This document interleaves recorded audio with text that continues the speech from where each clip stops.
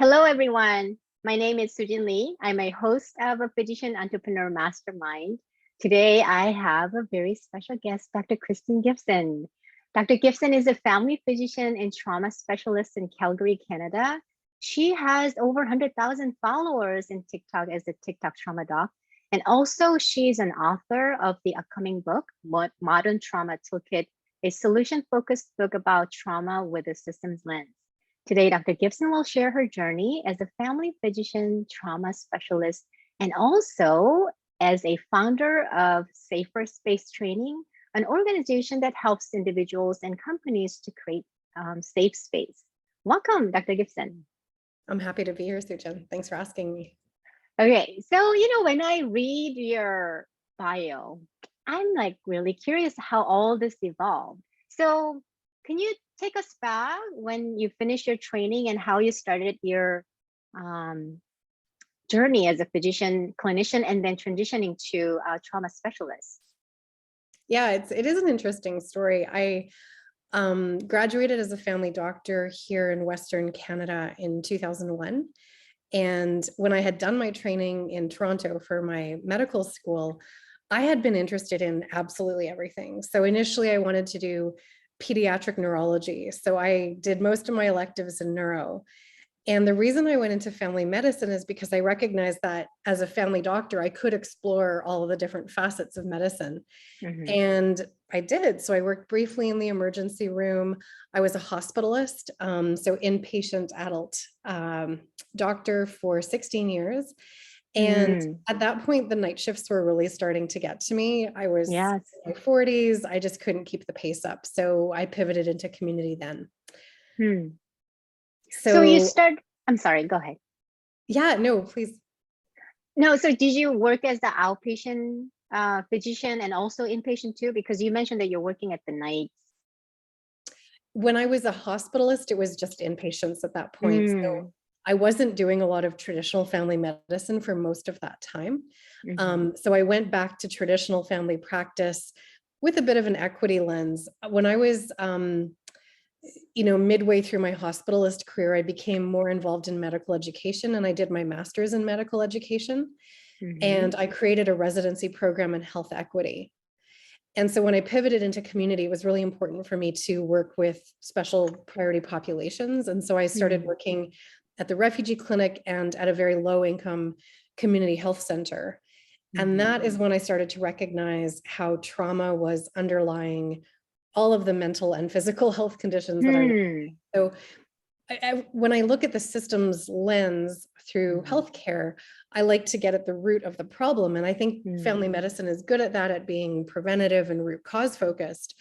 And this was the root of most of what I was seeing. So once I pivoted into community fairly quickly, within a year, I was studying social innovation and design thinking, and I was studying trauma, because those were the two things that I thought would be the most crucial to making a difference in community. And I kept thinking, it's useful to be an individual doctor and do one-on-one interventions, but when you can do community level or systems level interventions, you can benefit that many more people. So I really wanted to pivot in those ways. So you were practicing as a clinician, and also you mentioned about building a residency program.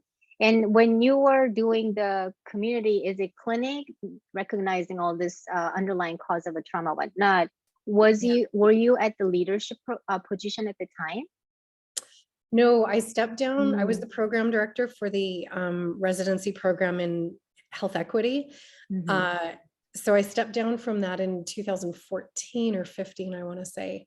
So by the time I had moved into community in 2017, I had been away from that job a little bit. I was still involved in undergraduate medical education, but not as much in postgrad. But the background in medical education and curriculum development has been really helpful in the kinds of things that I'm doing now around training programs, because it's not like I'm the best trauma therapist in the world and I'm not the best family doctor in the world. My secret thing is knowledge translation. I'm very good at teaching people complex topics in a simple way. So that's what kind of drew me to TikTok, is the ability to get across topics around trauma and mental health in a way that was accessible and inclusive and it used my, medical background, but still allowed it to be understood by a lot of people. And that's what was really exciting and why I'm super thrilled about the book. So Oh my when I goodness. was thinking to pivot, I wanted to do these larger interventions. That's really hard to do one-on-one, Yes. just one patient at a time as a physician. So that's part of the impetus behind those decisions. Huh. But it's very interesting because many of us may recognize there's just some underlying common theme. Even I kind of like, okay, I see this pattern, but I don't know sometimes where to go from there. So how did you figure it out? Like when you see all these individuals, got the theme underneath, I think it's very common in our society in general, not just the pathological way. In a lot of the reactions that we do, responses we choose, and emotions we experience, or thoughts that we have, there's a lot of trained, socialized part of it. Some people call it maybe micro trauma or minor trauma, whatnot. But my question is, I see those in my patient population too. But when I think about how can I impact bigger population, I kind of feel like stuck. So how did you figure that transition out? I think it came through the concept of design thinking. So I'm not even sure where it started, but a friend of mine who was involved in the health equity program, she sent me a link for a certification program in social innovation. And I started doing that almost immediately when I went into community. And the marriage of that really helped me think from a systems lens. And there's one diagram that's actually in my book, and I'll try to describe it using words here. But it's the diagram of an iceberg. And so when you take the tip of the iceberg, it's, what is it that people are talking about? What are the trending topics? What are the themes? That's a huge thing on TikTok. Like there's themes that come and go. And if you're following the trends, then you're part of that dialogue. So what is it people are talking about? And certainly trauma is on people's lips more and more because we're starting to understand between, these collective pandemic traumas and climate emergency. There's a lot of issues that people are experiencing as traumatic in their physical body. So trending topic is the tip of the iceberg. And then underneath that is, the policies that influence that. So what decisions are, major organizations and government making that is influencing how people experience these trends. Underneath that is, the assumptions and the biases and the thought processes. And what I think the deeper you go in the iceberg, the more that you can leverage change. So if you can start something trending, you can change kind of short term. If you can change policy level, you can change medium to long term. But once you start to shift thoughts and attitudes, that's when you make long-term change. And, psychoeducation and helping people decrease the stigma around trauma. So recognizing the trauma responses in their bodies, helping them see it's not, hey, what's wrong with that person? It's, oh my gosh, what happened to that person? They're so angry and irritable all of a sudden, or they can't seem to get off the couch. Yeah. And these are really common trauma responses. And when we start talking about them and validating them and acknowledging that many of us are having different expressions of those same responses, it just helps us kind of collectively heal and decrease the stigma and the shame around it. So what I hear is the trend that we see is the tip of the iceberg, and then the policy or government, a structural, a systemic infrastructure is the middle, and then the thoughts and cultural is the bottom of the whole, this phenomenon that we see in the society. Right. And so when I look at the iceberg and what was possible with my social position, because, of physicians, we have lots of privilege, people listen to us, people think that we have something important to say. The way that I was thinking, how can I influence the conversation in a way that actually shifts thought processes? Something like TikTok, writing a book. Those are the kinds of things that can actually change people's minds. And that's what I thought we could potentially do in a different way. And we can do that one-on-one, but when you create a bigger platform, you can make that much more change. Yeah, and then even we do intervention in one-on-one when the individual or our patients or clients go back to that culture, then they get influenced by the culture again. So whatever we reversed it, they actually go back and do it again. So it's kind of like a little bit difficult. I think it's a very similar, like drinking or smoking. You know, you can stop and give medication, but unless you change their environments or behaviors, they can't really stop doing those things. So it's in a way maybe a little bit similar to that. Well, and it might be the root cause of it. So a lot of reason Mm, why people smoke or drink is to regulate their nervous system. So if they learn mm, new tools, and I teach a lot of body-based or somatic tools to mm, replace these other behaviors that still is effective at self-regulation, we're solving the root problem. So a lot of times when mm, physicians are trying to influence lifestyle change, we're not giving a good substitute to accomplish the same goal. So patient's mm, goal is to be in a calm body and to have a calm parasympathetic nervous system. So that's your mm-hmm. rest and digest nervous system.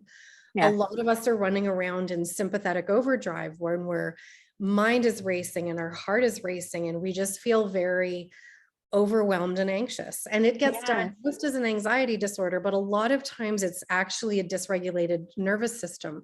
And if we Mm-hmm. learn the right tools to regulate, and I mean, physicians are the worst for this. When I think back on my life as a hospital, like I had crazy high blood pressure and I felt nervous all the time when I was in charge of 200 inpatients. Like Yes, of course. all humans need to learn these tools, and that is part of my dream.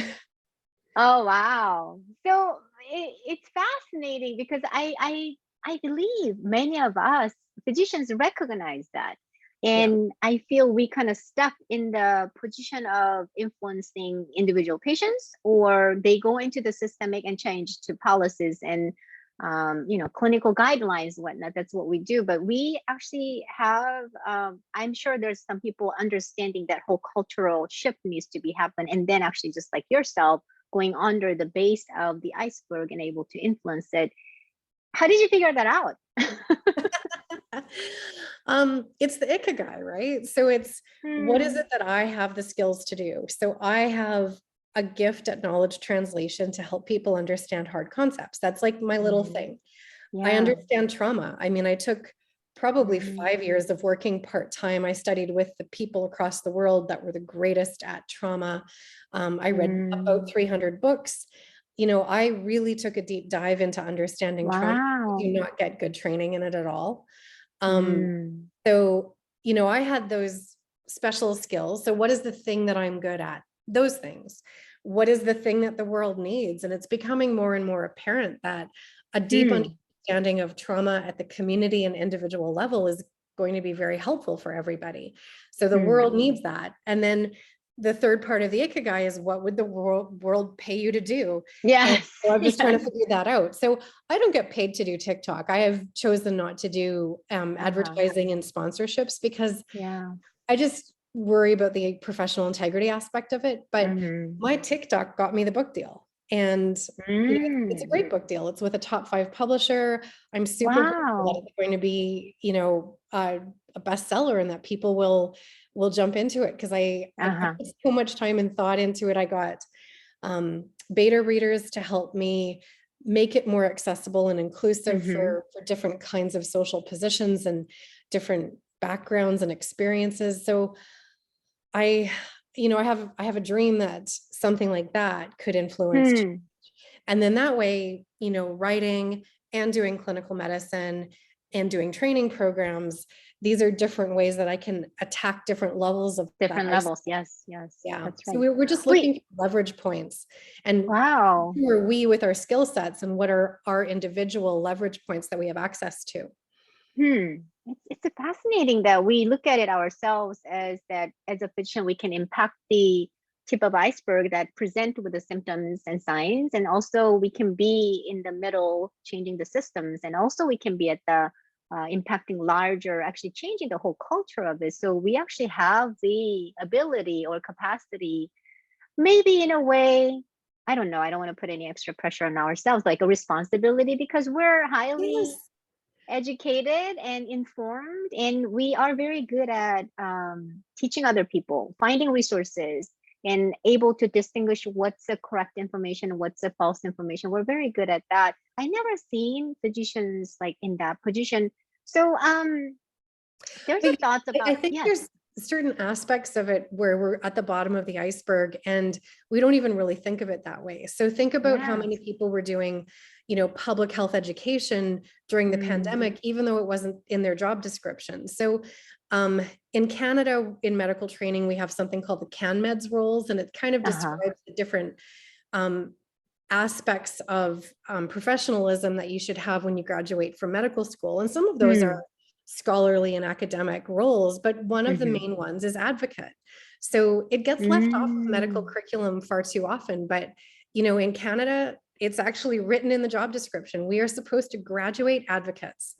And what does advocacy look like? It's shifting of beliefs and helping people understand difficult concepts. So I think it is part of our job description. And I love how you said it could be seen as our responsibility, because we are in a position to understand things and have the privilege of being part of these, larger conversations and these parts of patient journeys that most people don't have, access to or an understanding of. So when we say, look, this is what I'm seeing in the hospital, sometimes people trust us.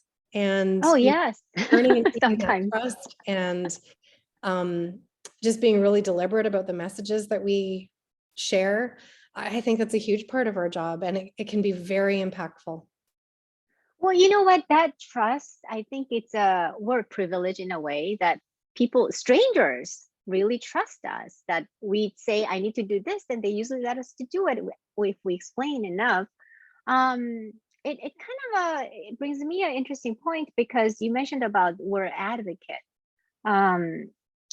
I involved heavily in the residency education and those things, and then I follow ACGME, the GME guideline, the graduate medical education guideline, and there's a little things that we hit, the milestones to graduate, whatnot. I don't recall having that being an advocate is part of being a physician, but I think we're already doing it a lot as a physicians, and we're doing it without getting paid, or we're doing it a lot, but we're not even recognizing it. But that could be a leverage point to having a greater impact. So I'm kind of looking at, different topics that we're about to talk about. There's one thing about using social media as being a physician, and we use our privilege or the status as a physician as the leverage to impacting larger role. And I think that's exactly what you're doing in the space, right? I think so. I mean, some people have become very vocal over Twitter. Twitter is where policy and government listens. So I've had a couple of, Twitter threads go very mildly viral, but I've seen some incredible physician-led advocacy work on Twitter. The reason I chose TikTok is because people with high ACE scores, so adverse childhood experiences, they tend to dissociate on social media, and TikTok is really good for that. I mean, personally, I can get sucked into a time warp on TikTok, and all of a sudden I look up and it's been 2 hours. Yes. And it's a new generation. So I really wanted to reach out to, a wider audience. So by and large, it's kind of Gen Z on TikTok, but it's actually a huge range. A lot of people think it's just for kids and it's just dancing. The mental health TikTok theme is so prevalent. Like the creators that are on there doing really exceptional work is far more than I would have imagined. And I've seen some people, posit that it's not good work. And I don't think that's true. I mean, I'm following physicians and social workers and clinical psychologists that are putting out absolutely excellent mental health knowledge.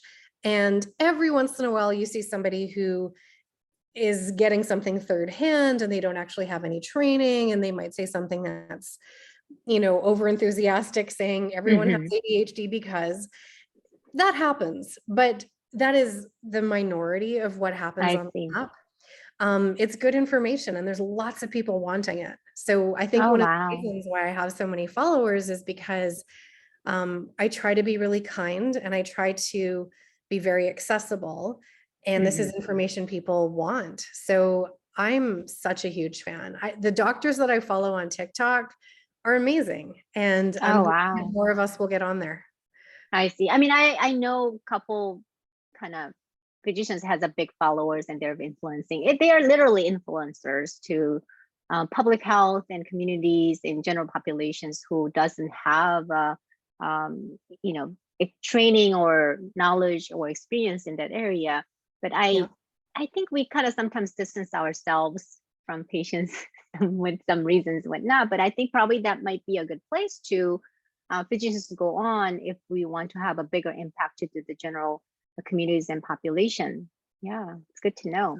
I think it's all about being boundaried. So I think some of physicians' concerns on there is that you might share personal or, information about patients. And I'm super boundaried around that. Like I'm very careful how much personal information I share. And I actually share almost nothing about patients. I really think their stories are their stories to tell. So even when I write, I don't write anything about my patients. So having really clear boundaries around that, I don't take new consults. So I'm probably asked at least weekly, if not daily, if I'll take a consult on, and I just don't. So I'm very I clear see. in my bio. This is what I'm here for. I can do posts, I can answer questions online, but I won't do these other things. So I think You don't form patient physician relationship. You don't form in that space. That you don't bring those ones in your relationship. I see. Yeah. In either direction, I don't bring my patient information into social media, and then my social media relationships are totally separate from my clinical work. So I think if you stay really boundaried, it's fun and it's creative. TikTok especially. I mean, when you go along with the themes and you start to watch what people are doing, it's a blast. Oh, wow. It's a good to, well, I think that's a great advice in terms of having boundaries, what social media we choose to be, whatever feels authentic and comfortable. And I think it's more authentic to myself, like having a boundary. I think that might be a way to feel safe or comfortable on social media.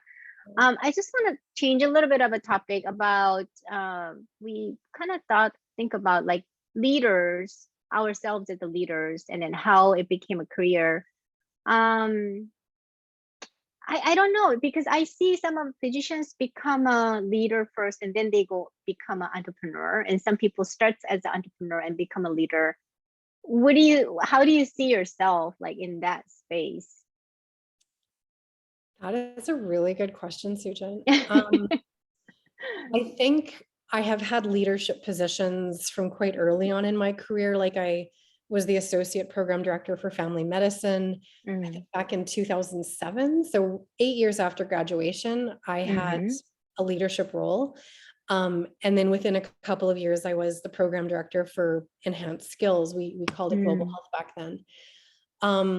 So I think I've had leadership positions within academia quite early in my career. Even within the hospitalist program, I would lead, the residency training aspects of it. So I think leadership was something that was kind of gifted to me. It wasn't necessarily something that I sought out, but it was a good fit. Entrepreneurship initially felt very foreign. So for me, it was a bit easier because I started an international nonprofit back in 2012.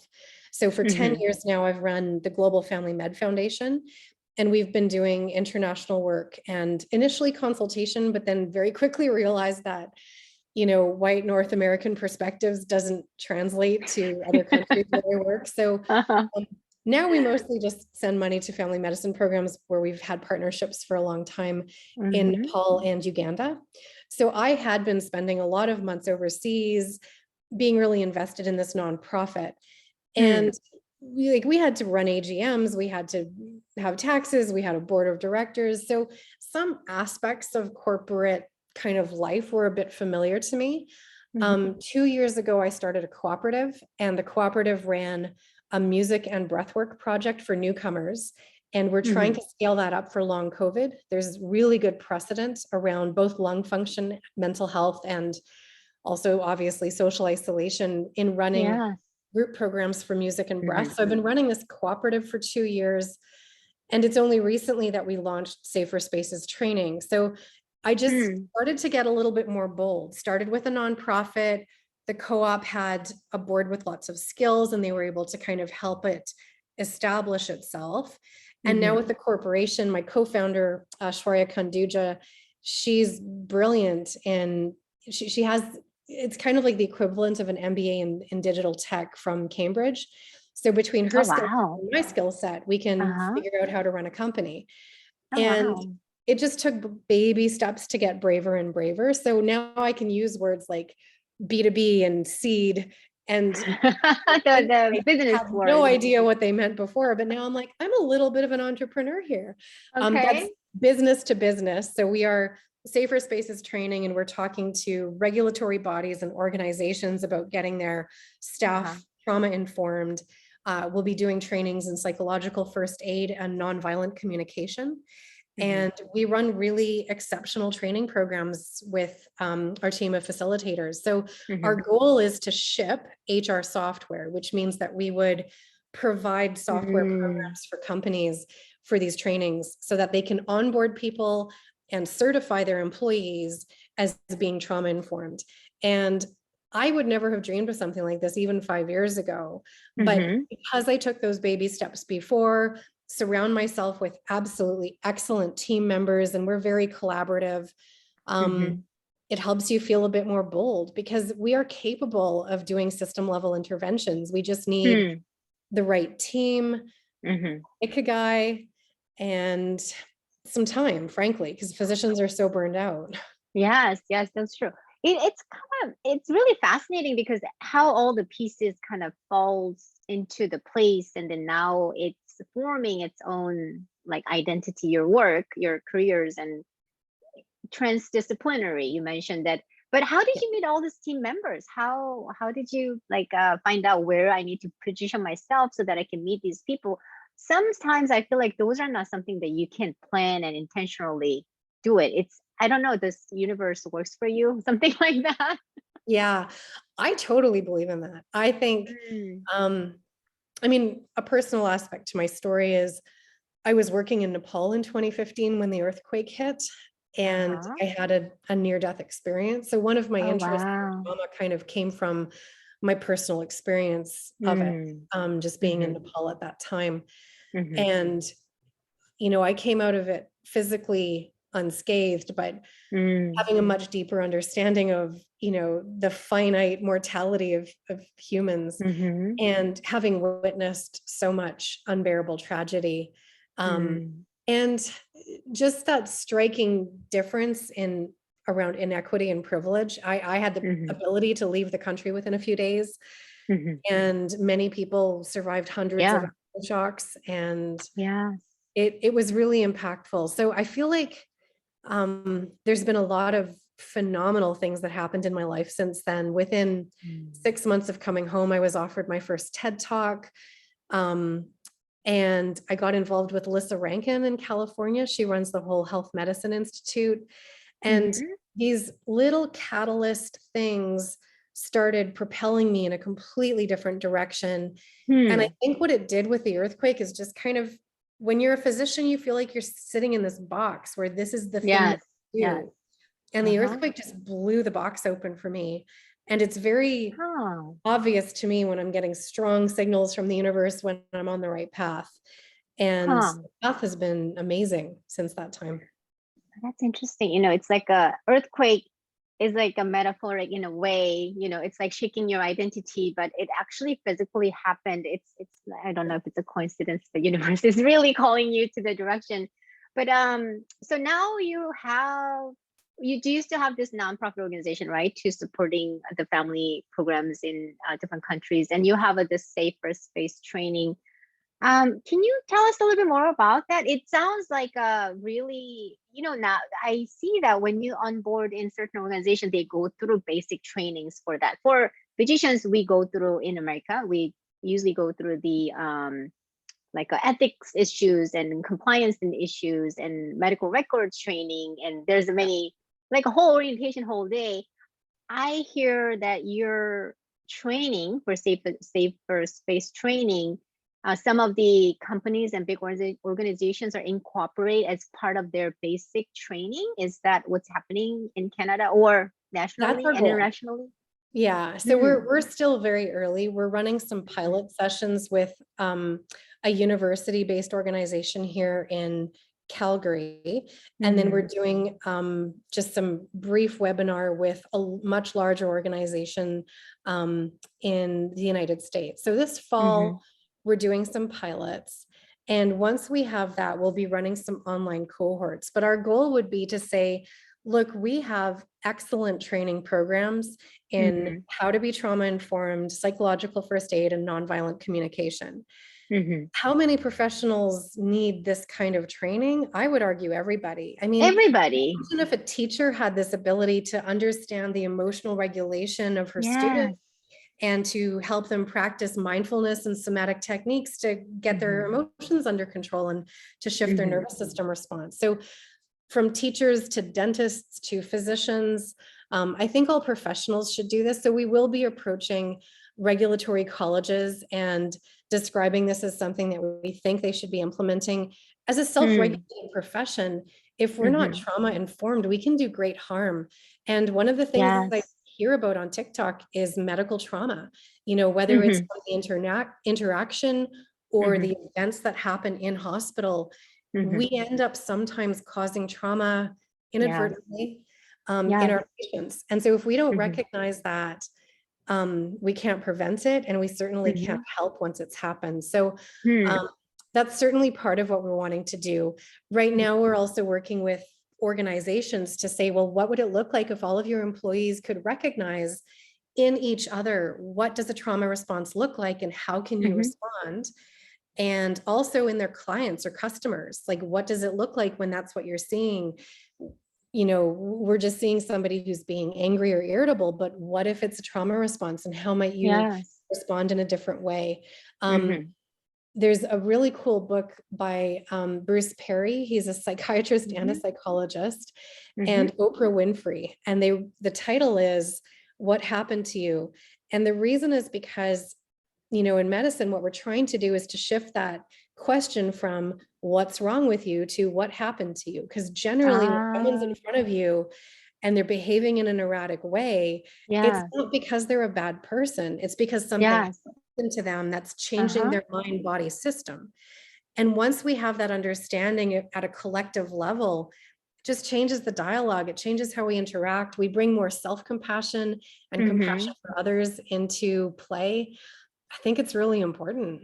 Yes, I can see the whole shift about judging other people about their behaviors, try to understand more, being more compassionate. The whole society is going to be more caring and compassionate and more tolerable to some people that feels they get attacked all the time or being disadvantaged all the time. That's a huge mindset shift in general population and whole culture. It will be amazing to see that change coming. It comes to my mind because you're in Canada, I'm in the United States. Do you see this trauma specialist? What you do is more the presence or the awareness is more strong in Canada than the United States? Do you have experience to kind of able to compare, or what do you think? My guess is that it's pretty equal, just based on, you know, my TikTok followers and dialogue and where people are. So in Canada, we have someone like Gabor Mate, who is very vocal around what is trauma. We have Ruth Lanius's lab that's doing a ton of amazing research on PTSD. So great work is taking place in Canada. And then in the States, you have Bessel van der Kolk, Peter Levine, Pat Ogden, Daniel Siegel. You know, there's incredible work being done in both countries. And I think the conversations are happening. It's just they're not happening at all of those levels. And one thing that you brought up that I think is super important, Sujan, is, you know, the people who are being oppressed and marginalized, that's happening the world over. And in a lot of cases, with politics the way it is, the oppression is actually getting worse and the inequity is getting worse. And I think once we start to understand the collective traumas that we face, and approach them as a community, because we can't really change that from an individual perspective. So a lot of my book, the Modern Trauma Toolkit, is how can you affect change to your individual body, or, let's say your kids, if you're wanting to do the interventions with them, but also how can we affect change at the community level? Because we need to start, making major interventions and advocacy against these ongoing oppressions. And we live in really challenging times that way. That's why I use the word modern in the title. Is there's things that we've never faced as humanity before. We've never faced an absolute climate emergency. And if we all just dissociate, which is one of the two trauma responses, one is fight or flight and the other is freeze. And if we all just freeze and pretend it's not happening and dissociate, nothing happened. That's the end of civilization. So we like, trauma to me is the most important thing that we have to start working on. Very, very interesting. I mean, I became more familiar with this concept of a trauma. It's from a coaching perspective. I became a life coach in last year.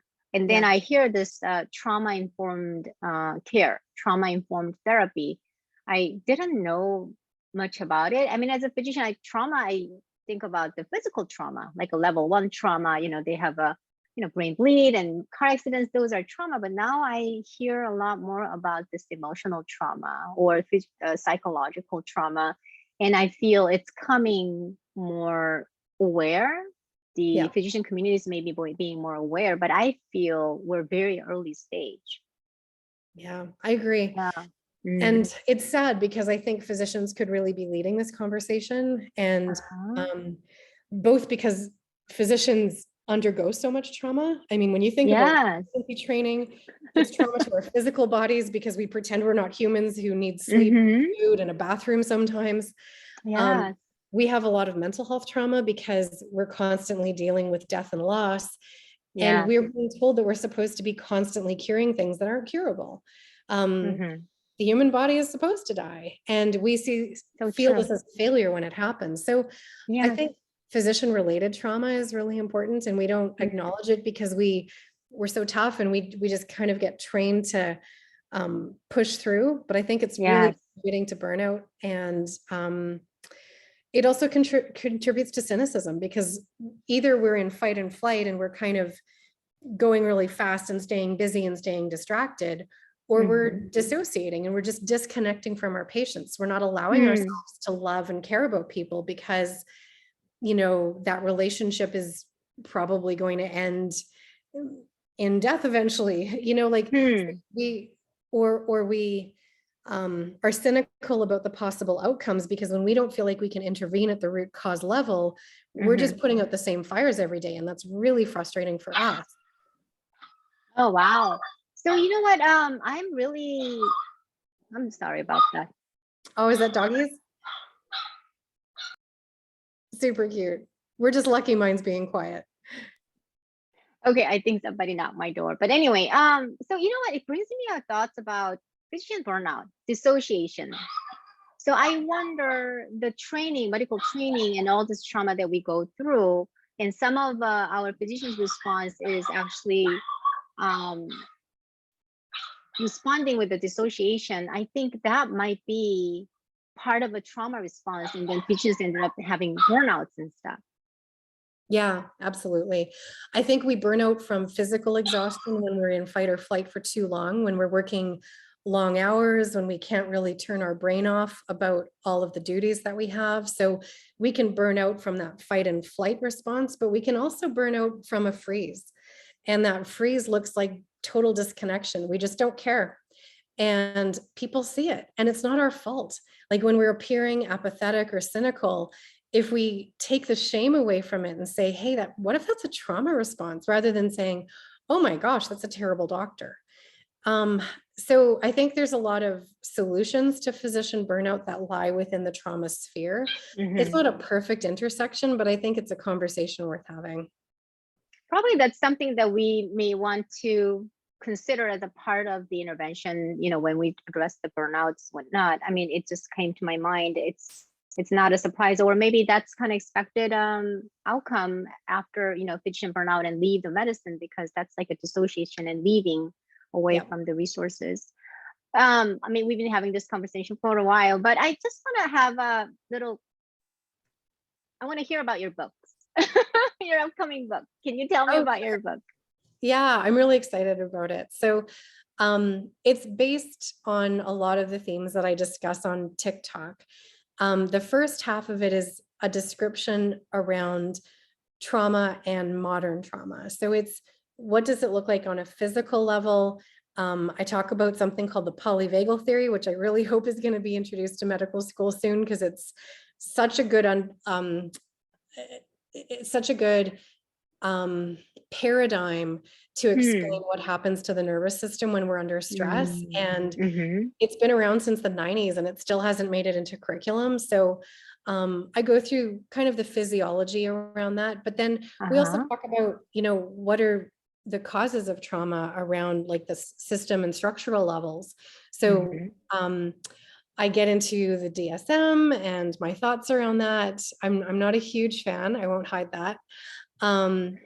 And also, things like medications. And when I talk medications, I also include alcohol and smoking, like you said. So like medications can be illegal substances. They can also be psychedelics, which is really healing in trauma. The research is just coming out. So I cover all of that in the first half. And then the second half of the book is very solutions focused. So it's helping people learn what their own nervous system is doing, starting to recognize when they're in fight, flight, and freeze, and learning regulation tools that they'll have for the rest of their life, as well as community responses. So what can we do together that might be more impactful? So yeah, and I really, it's not something that is embedded in medical curriculum because we're just so married to pharmacology. So I talk about, creativity, and I talk about, the superpowers of being neurodivergent and how you can harness that. And these aren't necessarily the ways that we describe therapy or prescriptions in medicine, but I think it's totally valid. So I think of it as personalized toolbox that is like a prescription, where you can say, this is what I'm going to do in my wellness plan that keeps me feeling, within that window of tolerance where I can cope with the things going on in the world and within my body. So you mentioned that this is going to be a solution focused book. It's kind of like a manual or something that individuals can look at it and then come up with their own, like a tools they can use. I think of it like a menu. So when you're looking at a menu of a restaurant, you don't necessarily take everything off the menu.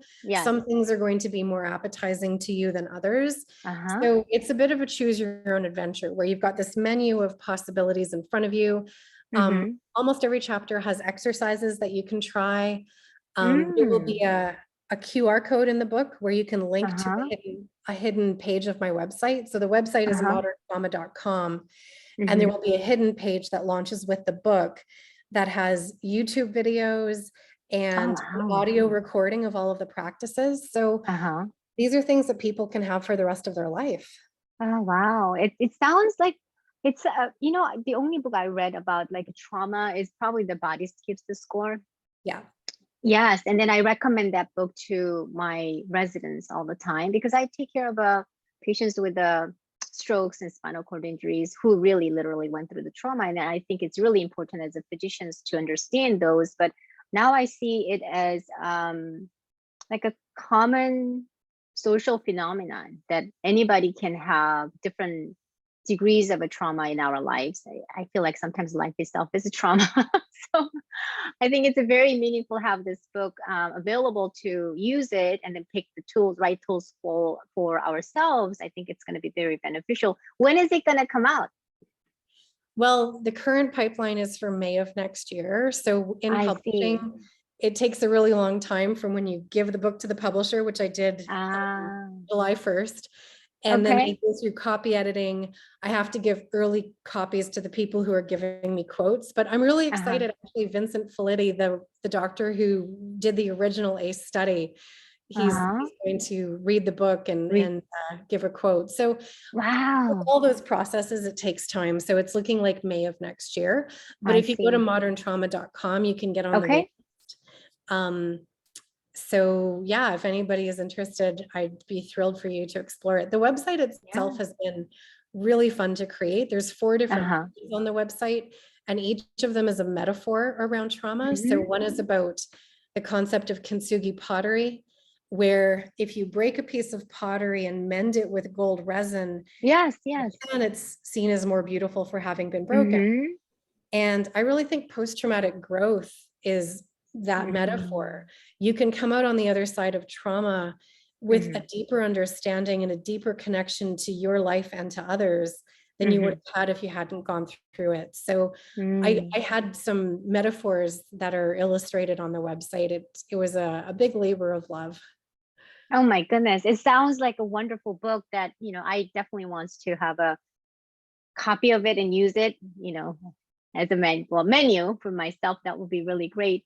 We've been having this conversation for a while, so maybe I should wrap it up. But if anyone wants to, myself, including myself, if I want to find more about your information or your books, your work, where is a good place to go look into more? Yeah, so christinegibson.net kind of has a summary of all the things that I'm up to. It's a bit unwieldy. Like, I'm also doing a doctorate right now. I'm a very busy human, but everything is listed on that one because that's my kind of professional page. Saferspacestraining.com is our company that helps, train around trauma, and healingcenteredcooperative.org is the co-op. Globalfamilymed.org is the nonprofit, and moderntrauma.com is the book. But you can find all of it under christinegibson.net.